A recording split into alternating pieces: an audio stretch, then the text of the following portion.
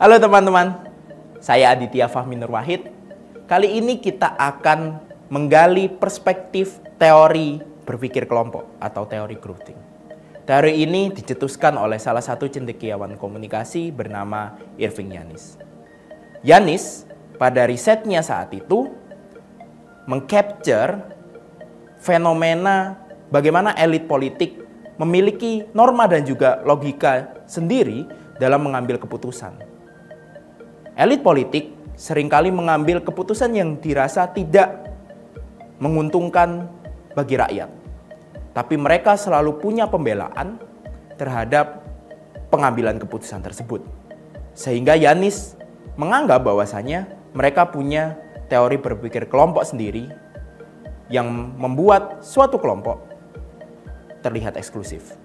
Seperti kita tahu, kelompok sosial adalah salah satu fenomena yang dekat di tengah masyarakat kita.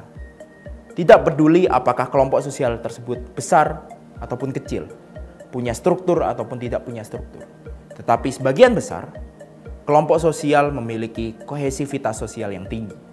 Rekatnya para anggota di dalam suatu kelompok sosial, apapun itu, entah itu lembaga swadaya masyarakat, supporter sepak bola, pertemanan, dan sebagainya, memungkinkan kelompok tersebut untuk memunculkan norma tertentu dan mendorong munculnya logika kelompok.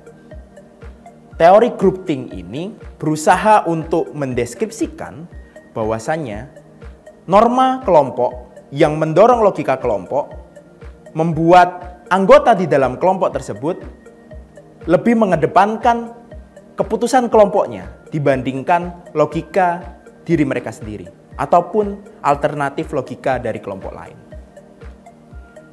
Groupthink dipandang sebagai sesuatu yang negatif dalam kajian ilmu komunikasi. Gejala negatif ini muncul dalam beberapa bentuk. Misalnya, ketika muncul groupthink dalam suatu kelompok, maka di dalam kelompok tersebut mulai ada koreksi moral. Menentukan apa yang baik, apa yang buruk, apa yang benar, apa yang salah. Setelah adanya moral kelompok yang muncul, maka kelompok tersebut melakukan sensor internal. Bahwasanya mereka mencap logika kelompok lain, logika orang lain sebagai sesuatu kebenaran ataupun kesalahan, sesuatu yang baik ataupun yang buruk. Kondisi ini mendorong adanya ilusi solidaritas di antara anggota kelompok sosial.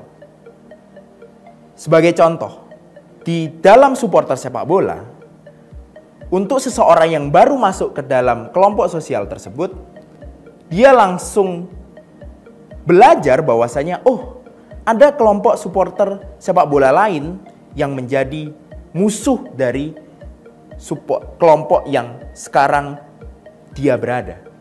Dia langsung percaya pada logika itu tanpa mempertanyakan misalnya apakah benar bahwasanya kelompok tersebut dalam tanda kutip jahat atau tidak baik, seperti itu.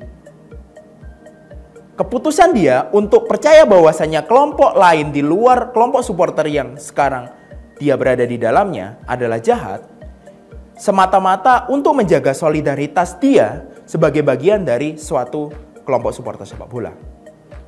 Sehingga dia bisa misalnya mencaci kelompok supporter sepak bola lain. Atau mengglorifikasi atribut-atribut yang merendahkan kelompok lain. Lantas, jika fenomena groupthink menjadi fenomena yang sangat negatif, bagaimana cara kita meredamnya? Salah satu upaya yang bisa dilakukan oleh suatu kelompok sosial untuk meredam groupthink adalah membentuk subkelompok. Dalam supporter, banyak kelompok supporter di Indonesia, sudah ada beberapa subkelompok yang muncul dan memberikan logika-logika alternatif. Upaya yang kedua adalah kelompok sosial tersebut harus membuka diri untuk norma atau opini dari kelompok luar. Dan ini dalam kasus sepak bola sudah banyak yang mempraktekkan.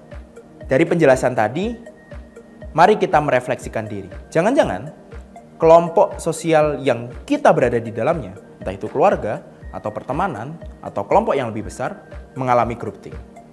Jangan sampai logika kelompok Anda menjadi sesuatu yang negatif dan merugikan bagi orang lain atau kelompok lain. Terima kasih.